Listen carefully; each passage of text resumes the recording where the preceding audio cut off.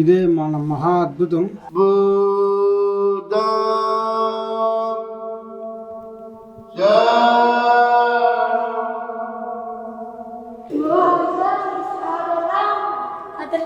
ఈ ప్రెజర్ కి తట్టుకోలేక బాడీ రివర్స్ అయిపోయింది.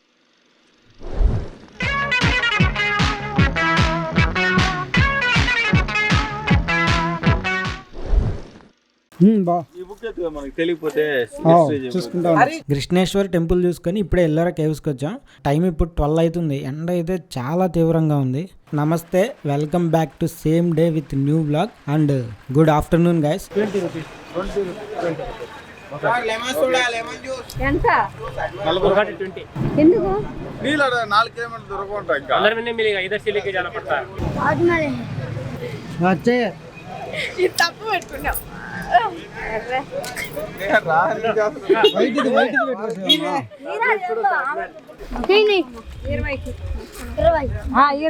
మా చిప్పిగాడు వాళ్ళకే వాటర్ బాటిల్ అమ్ముదా ఉండు.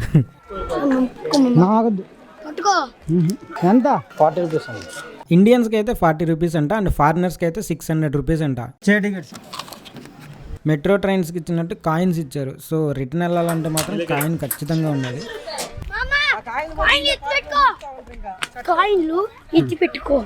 ఇప్పుడే ఎల్లోరా కేవ్స్కి వచ్చాం. చెప్పురా. కేవ్స్కి వచ్చాము. మేము ఆడికి పోతున్నాము. ఆడికి పోయి మేము వీడియో చేస్తాము. అన్ని చూసి మీకు పంపిస్తాము. పంపించి మీరు ఎంజాయ్ చేయండి. ఏం టిఫిన్ చేస్తుందో చెప్పి. కచోరీ, సమోసా. ఎన్ని కచోరీలు తిన్నావు నువ్వు? ఎన్ని కచోరీలు తిన్నారు? ఒకటి. సమోసా ఒకటి. ఎవడో నేను కన్ను మీద కొట్టిల్లా? ఎవడో కన్ను మీద.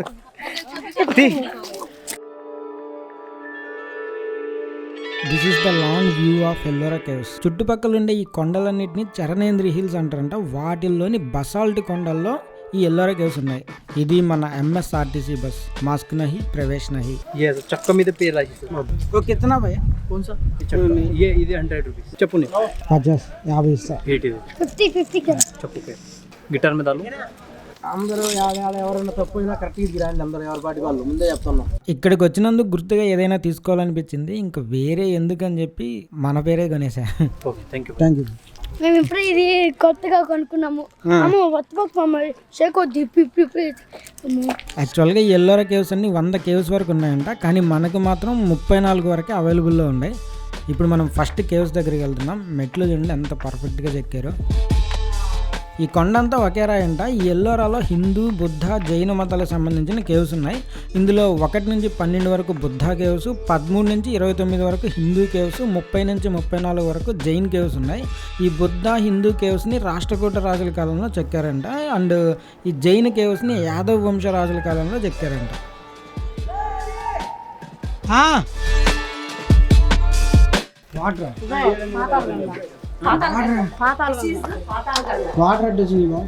ఇదే మన మహా అద్భుతం.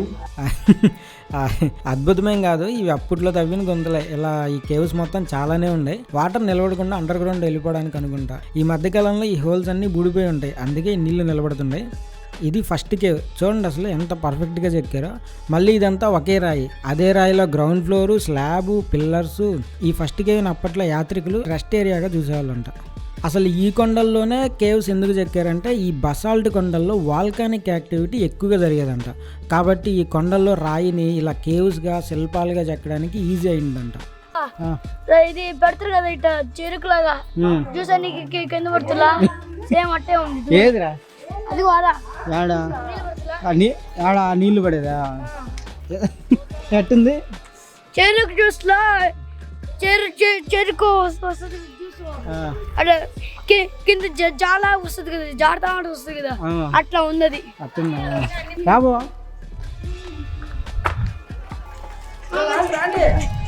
ఇప్పుడు మనం సెకండ్ కేవ్కి వచ్చాం. ఈ కేవ్ బుద్ధుడికి సంబంధించింది. ఒక్కో కేవ్లో బుద్ధుడు ఒక్కొక్క పోస్చర్లో ఉంటాడు. ఈ పోజ్ మీనింగ్ ఏంటంటే బుద్ధుడు సింహాసనం మీద కూర్చొని ఉపదేశం ఇచ్చే సింబల్ అంటిది. అసలు అదే రాయిలో ఈ పిల్లర్స్, మండపాలు, మళ్ళీ డిఫరెంట్ బుద్ధ స్టాచ్యూస్. అసలు ఈ పిల్లర్స్ చూడండి, ప్రతి ఫ్లవర్ సేమ్ సైజులోనే ఉంది. And really hats off. అసలు థర్డ్ కేవ్కి వచ్చాం.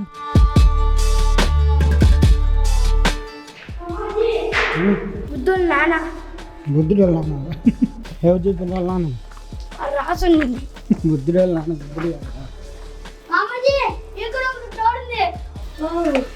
ఇప్పుడు మనం ఫోర్త్ కేవ్లో ఉన్నాం. ఇక్కడ చూడండి ఒక పెద్ద హాలే ఉంది.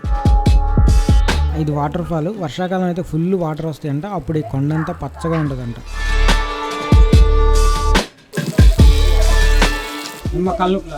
మా వాళ్ళకి 4 గుహలకే కాలు నొప్పులు వచ్చేసాయి.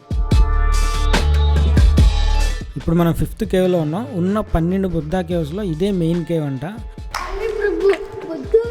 బుద్ధు ప్రపంచంలో ఉన్నాము.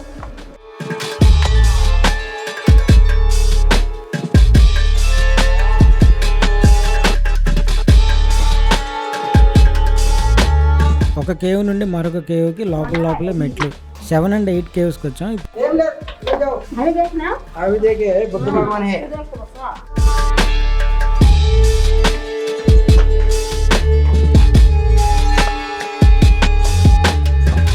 అసలు ఎంత బాగా చెక్కారో చూడండి.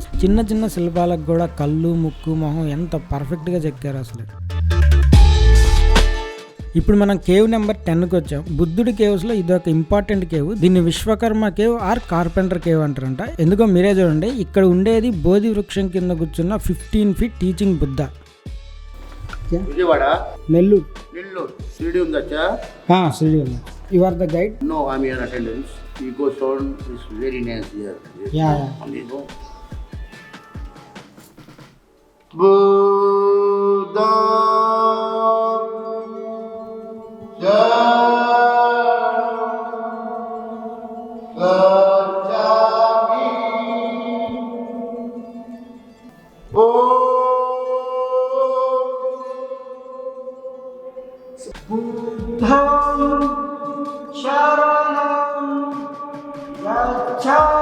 ఇప్పుడు అర్థమైందా ఇక్కడ సౌండ్ చేస్తే రీసౌండ్ ఎలా వస్తుందో?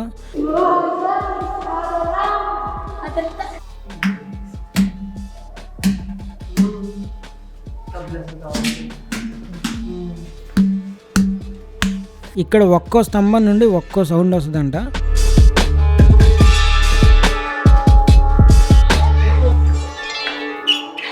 మనం ఒక చెక్కని కట్ చేస్తే ఎలా గీతలు, వుడ్ యొక్క స్ట్రక్చర్ ఎలా ఉంటుందో ఇక్కడ స్లాబ్ని అలాగే చెక్కలాగా ఉండేటట్టు చెక్కారంట. అండ్ ఇక్కడ చంద్రశాల, విండోస్, వెంటిలేటర్స్, ఒక కార్పెంటర్ ఒక ఇంటికి ఏమేం చేయగలడో అవన్నీ చేశారంట. అండ్ 9th కేవ్కి ఇంటర్నల్ కనెక్షన్ అంటే సొరంగ మార్గం కూడా ఉందంట. చూడండి ఇదంతా వుడ్ స్లాబ్ స్టైల్. అందుకే దీన్ని విశ్వకర్మ కేవ్ అంటారు. ఎంత పోయింటే సిమెంట్ చెప్పి 11th కేవ్లో అయితే పెద్ద హాల్సే ఉన్నాయి. లోపల ఒక బుద్ధ స్టాచ్యూ. ఇది కేవ్ నెంబర్ 12.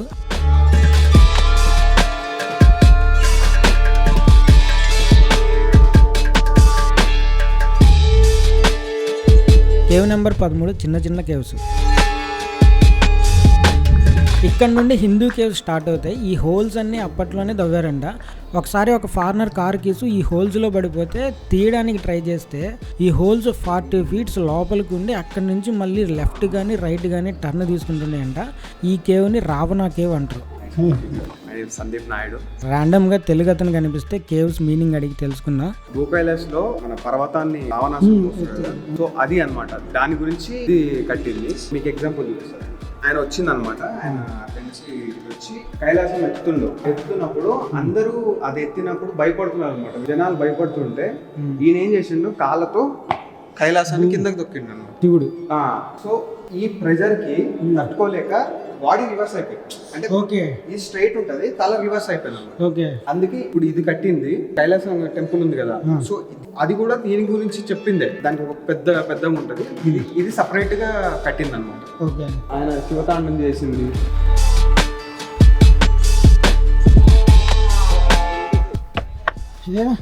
ఎందుకు ఎక్కినా టైం 1:30 అయితే ఉంది. ఎక్కడ వాళ్ళు అక్కడ మెల్లగా పడిపోతా ఉంటారు.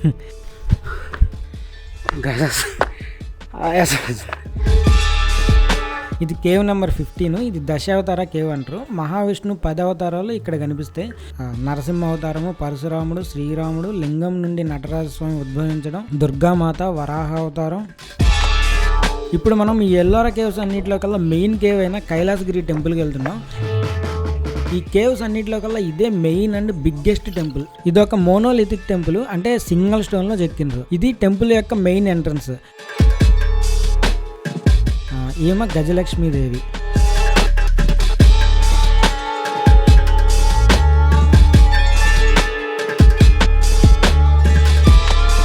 ఈ కైలాస టెంపుల్ని పైనుండి కిందకి చెక్కారంట. ఈ 2 ఏనుగులు అండ్ ఈ ఫ్రీ స్టాండింగ్ పిల్లర్స్ రాష్ట్రకూట రాజుల యొక్క పవర్ని, వాళ్ళ ఆధిపత్యాన్ని తెలియజేస్తాయంట. 7th సెంచరీలో వేసిన వైట్ పెయింటింగ్ ఇంకా అక్కడక్కడ ఉంది చూడండి. దాని మీనింగ్ ఏంటంటే ఈ ఆలయం మంచుతో కప్పబడిన కైలాసం అనే ఫీలింగ్ తెప్పించడానికి. యునెస్కో ఈ ఆలయాన్ని 1983లో వరల్డ్ హెరిటేజ్ సైట్స్ జాబితాలో చేర్చింది.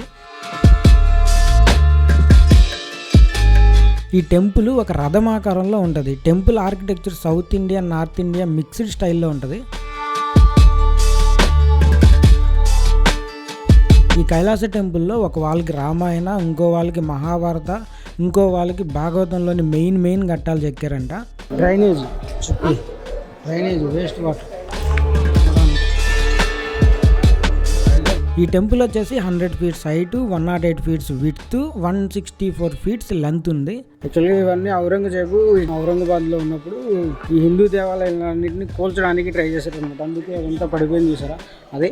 సో యాక్చువల్గా అది వాళ్ళు 3 సంవత్సరాలు ఒక 1000 మెంబర్స్ కూలీలను పంపించి కూల్చడానికి ట్రై చేస్తే ఏనుగులు, సింహాల యొక్క తలలు, తోకలు మాత్రమే కట్ చేయగలిగారు.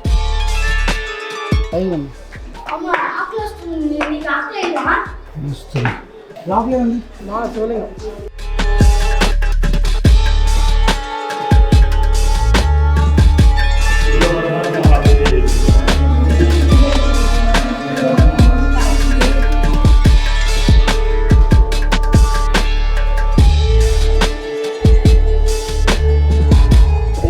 ఒక్కడే దేవుడు, ఒక్కడే సూర్యుడు, టైం 2:30 అవుతుంది. ఫుల్ ఆకలేస్తా ఉంది. ఆకలికి తట్టుగా లేక మా చిప్పిగాడు ఏయో పాటలు పాడుతూ ఉండు.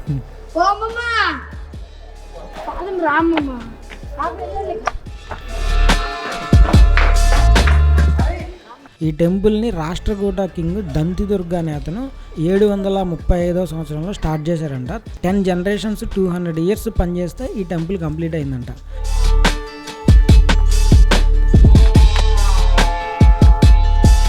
ఏదో లోకల్ న్యూస్ ఛానల్ ఇంటర్వ్యూస్ కూడా జరుగుతూ ఉంది.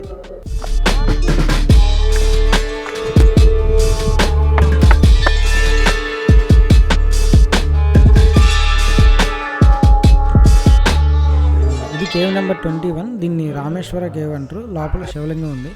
కేవ్ నెంబర్ 22ని నీలకంఠ కేవ్ అంటారు. శివపార్వతుల కళ్యాణం, శివతాండవాలని అక్కడ చెక్కారంట.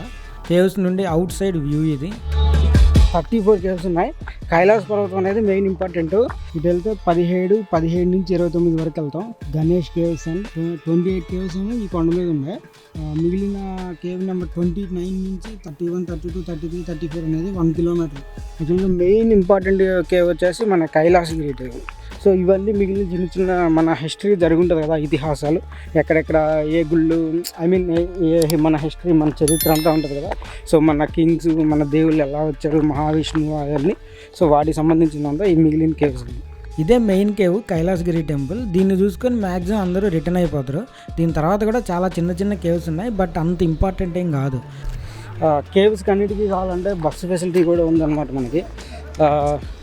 మామూలుగా 28 వరకు మనం నడిచి చేయవచ్చు by walk. So after 1 kilometer ఉంటుంది కాబట్టి 29 to 34 అవి 1 kilometer. సో బస్సు ఫెసిలిటీ ఉంటుంది. బస్సు వచ్చేసి ఎంత 20 rupees per head. టోల్ చేయండి. ज्वेलरी बॉक्स ये वाला 450 का है. स्टोन है. 450 ఏంది కాదు. టైం 3 అవుతా ఉంది. అందరూ ఈ ఎండకి రాళ్ళల్లో తిరిగి బాగా అలసిపోయినరు. అండ్ మార్నింగ్ కూడా కచోరీ సమోసానే కదా, అందరూ ఫుల్ ఆకలిగా ఉంటారు, బాగా అలసిపోయినరు. మా బావ కాంగ్రెస్ తీసుకుంటూ ఉండే. ఈ కాంగ్రెస్ అంటే మా బావకి చాలా ఇష్టం. కాంగ్రెస్ అంటే ఏం లేదు, మసాలా పల్లీల్ని కర్ణాటకలో కాంగ్రెస్ అంటారు.